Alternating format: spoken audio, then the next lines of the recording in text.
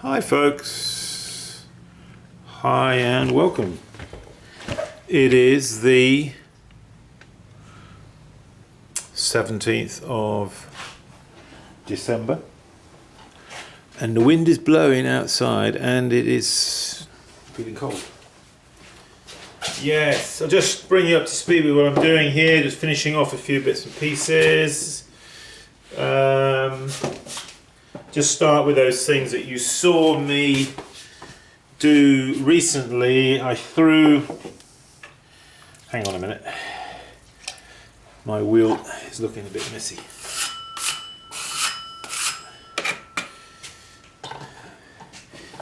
Yeah, you saw me throw just three little tea bowls the other day.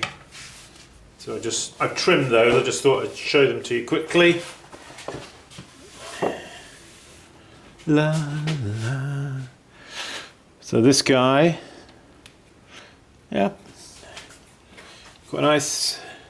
That one, and then we did one, if you remember, with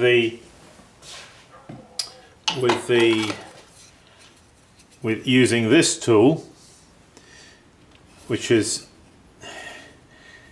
giving us that effect. That is actually very nice to hold. This kind of pattern on the outside gives a real kind of very grippy, nice texture. If that had like wood ash over it. And this is another one which was slightly taller, which was actually what I was really kind of aiming for, to get something a bit taller. I only just had those 3 lumps of clay. It was just a bit of an experiment, as one does. So they need sealing. Do that. And then I had I told you I went into the Amish and I did a little demo. This was just a small little narrow neck bottle vase that I did there, which I've just finished him off. And I've got, actually what I want to do with him is I thought I'd flute it. And this was just a simple bowl, and I thought, all right, well let's just trim the fella. I sort of think once I'd made a pot, you might as well finish it off. It was a demo, but demo pots are not always necessarily the best pots. You know, they can be a little bit, depending on where you're doing the demo. Typically, I might not be here at home I might not be using my own wheel. So it's basically like a GP bowl, this, but it doesn't have a rolled rim. So what I thought I'd do is I'll just carve a foot on it, just to show some people that I do actually trim some things, because some people think I don't trim anything. I don't believe in trimming unnecessarily, making a lot of extra work just for.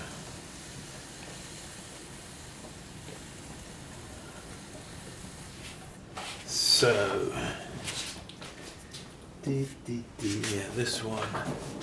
Just gonna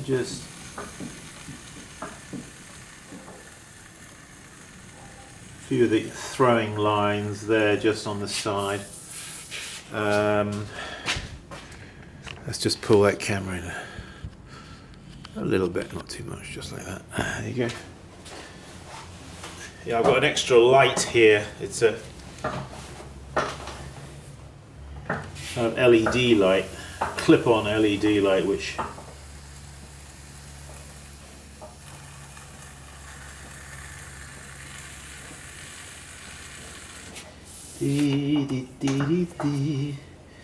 yeah.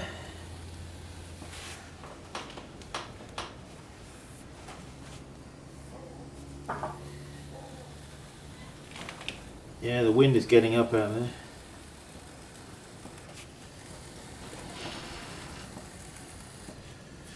quite like these kind of trim tools because if I can just show you, a little bit different than let me show you a more conventional type of trim tool. See if I can explain myself. This is a more conventional type. Well, not to some people. That might be unconventional to some people. A lot of people are just used to this kind of trim tool. These kind of hoop tools, whatever you call them. I don't like them at all. I prefer these kind. This is a commercially made tool. So the angle, just comparing here for interest, but just to see, this one, you see, has got the angle ground on the back side of the tool, whereas this one has got the angle here on the front side of the tool. I find an angle on the front side like that, so the angle is facing you. As you hold it, you can see the angle, whereas when you hold this one, you can't see that angle because it's sort of behind. I find this kind of trim tool cuts better generally than this type with the angle ground on the back side.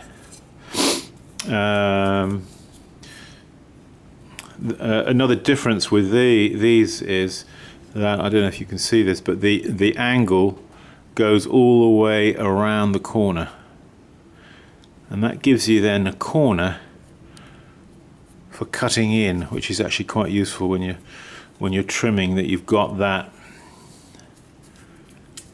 extra possibility there because it goes all the way around.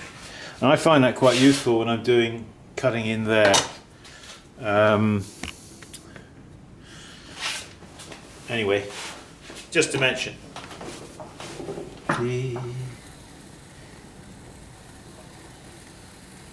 Just to mention. Yeah, so, and always remember when you're trimming, break the corner. Don't ever have any sharp corners on any of your pots, because they just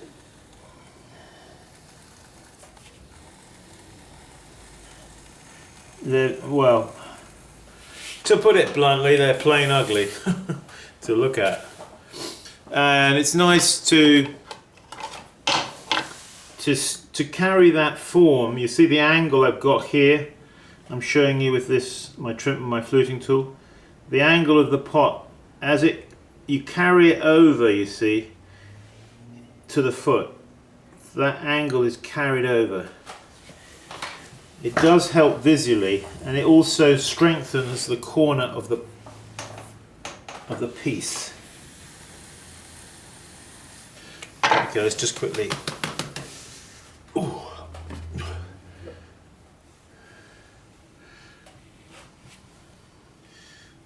So when you're doing this kind of trimming, what you want to do is take the pot off and just feel it a little bit through here, especially if you're a little bit not very confident about trimming, just to get a sense of how much material there is left. Okay, and if you are not confident, it's best to do that rather than just plow on ahead regardless, and then before you know it, you have gone through the bottom, gone through the side. So I'm just recentering that back up.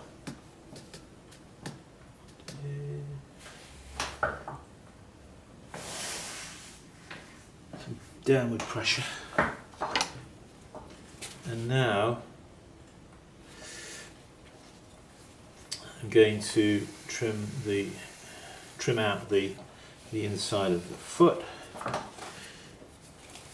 So to do that, to start with, I make a mark. Just make a mark there. It's as if to say, thus far and no further. It gives you something, a visual mark to work to. which I think can be quite useful.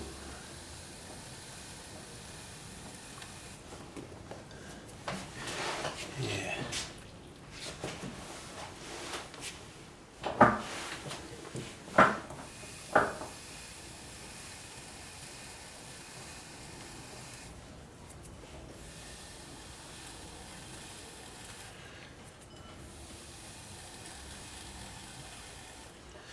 So this bowl is a little bit relatively finely thrown, let's say, and because of that I don't want to put a thick clumpy foot on it, because then you have a contradiction, don't you? So it's a good idea when you're making your pots, always try and sort of relate the parts of the pot together. Make them feel, make the different parts of the pot, make them feel like they're all part of the same family. Family being the whole pot. Let's say the individual parts of the pot, they all mesh together so that they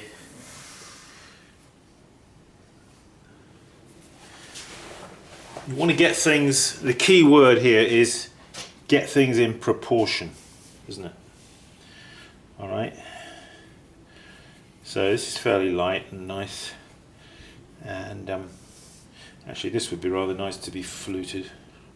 Before I do that though, where it has been face down on the wheel head here, stuck down, I'm just going to dress that edge because I don't want it to show that it's been sort of face down on the wheel, and that can. So to do that, what I'll do is I'll center it up like that.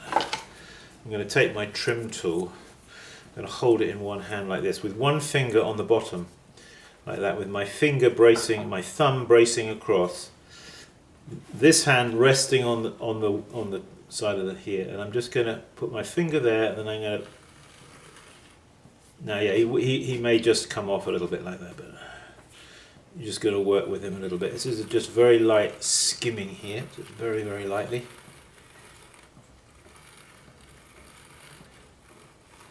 Like that.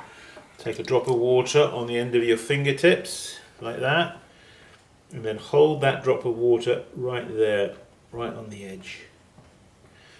Okay, and now hold your fingers over like this and just round it and make it nice.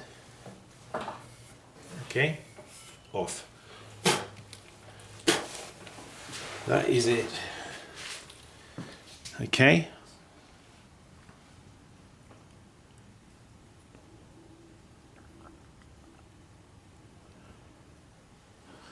All right.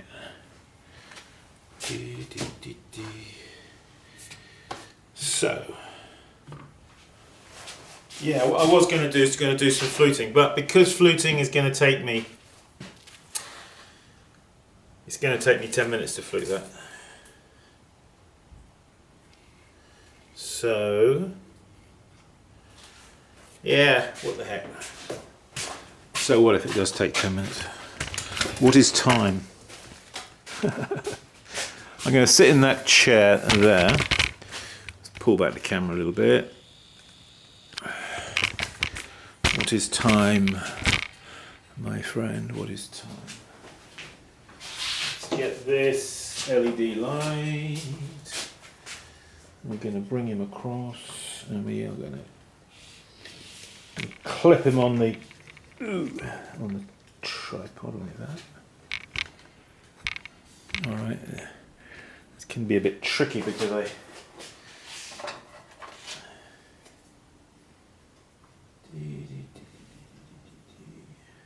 I was going to flute this guy as well. Let's have a go at start this one. Alright, so remembering that the trim, can't get the word trim tool out of my head, the fluting tool has got two ends to it, the flat end here in the middle where it broke off from the other piece, the round end here where it attaches to the to the end of the hacksaw on one end. You've also got teeth here. Alright, so what I'm going to do is I'm going to use the round end. I'm going to hold it like this in my lap, and I'm going to start just going down the pot like this.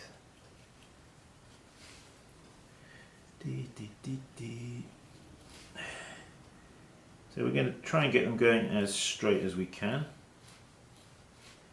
And our flutes don't always have to be straight by any means. Sometimes the angle of the flute you can slightly relate to the form of the pot. Well, this one is fairly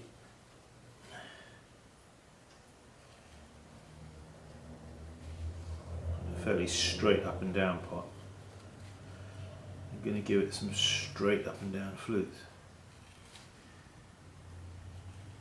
Now, before I started the fluting here, I marked a line. You may not be able to see it, but there's a line going all the way around there. So all the flutes at the top, they start at the same point. All right.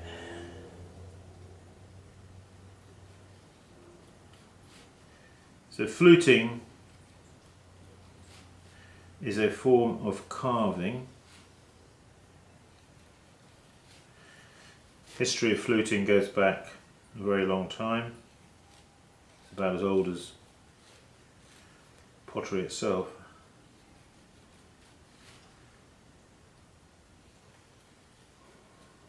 It goes way back hundreds, thousands of years.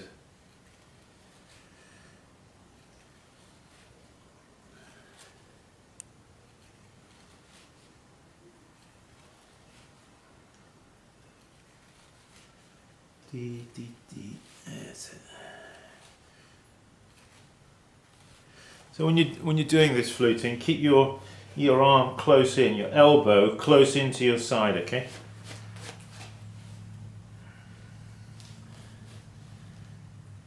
Yeah. And as you're doing the fluting, what you're going to need to do, every now and again you're going to need to have a look at it to see how straight you are going, because it's very easy to lose the straightness of it. You'll know what I mean if you have a go.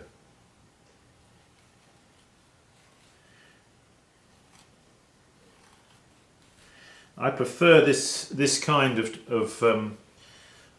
fluting tool. I don't know if you can see that.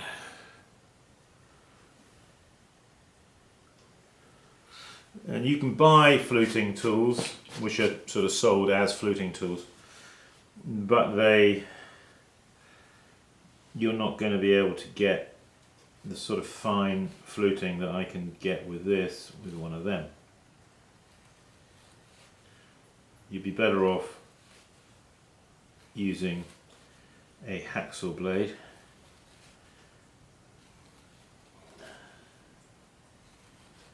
So as you can see,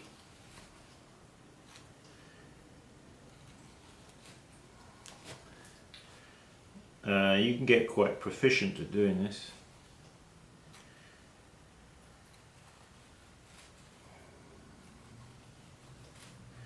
It's like everything, isn't it?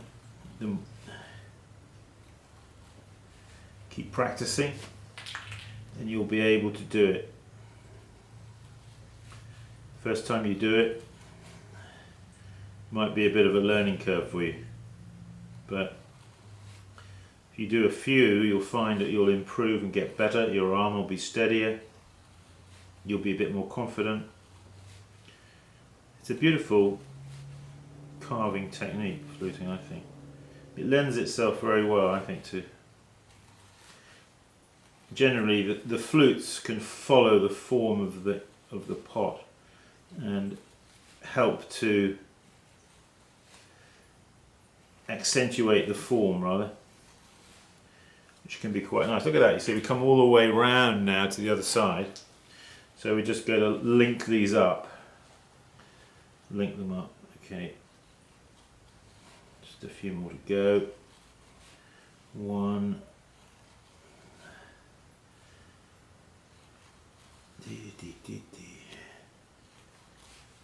2.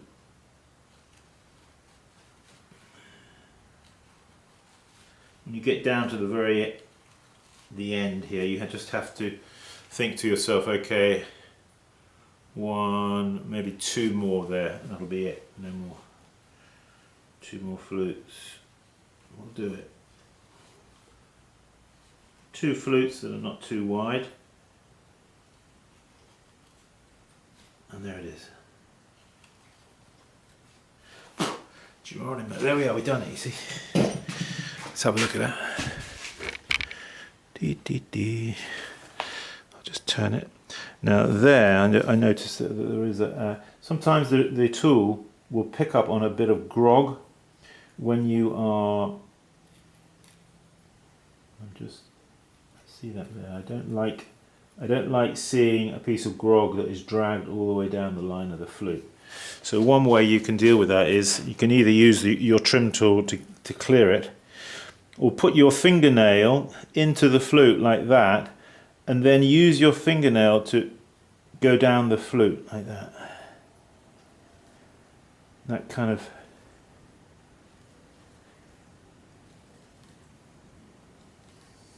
That's if there are any sort of particularly ugly ones, you know. Any ugly ones. Okay, that, as you'll appreciate, that is a nice decorative treatment, isn't it? Satisfying, and it enhances the let's bring this. I don't know if this light is. It's a bit white, that LED light, isn't it? Okay. All right. So there is that, and there is the bowl. This bowl, which you just seen me trim. Also, I think I'm going to just flute it. Okie dokie, folks. There we go. I'll just move this. The light over there. Bring the camera back. Sorry, yes, I do need a cameraman. Somebody said that the other day. You need a cameraman. Yeah, I know. Okay. Please go to my website, simonleachpottery.com. There are pots there, tools there. I want to get some more firings through. It's too late now for Christmas for any latest firings. That's it. But there's going to be more coming anyway.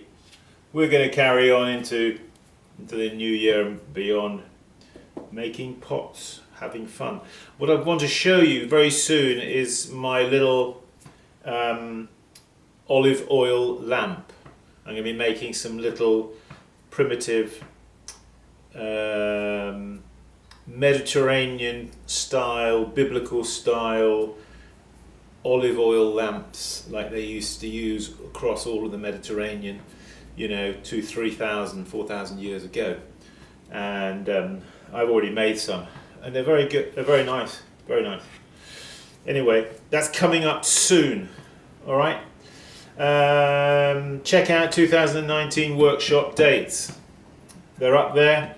Go there, check them out, and if there's a date that you fancy, then contact me, see if that date is available, and then we'll go from there. All right. Hey, keep practicing. I'll see you around town. Dee, dee, dee, dee.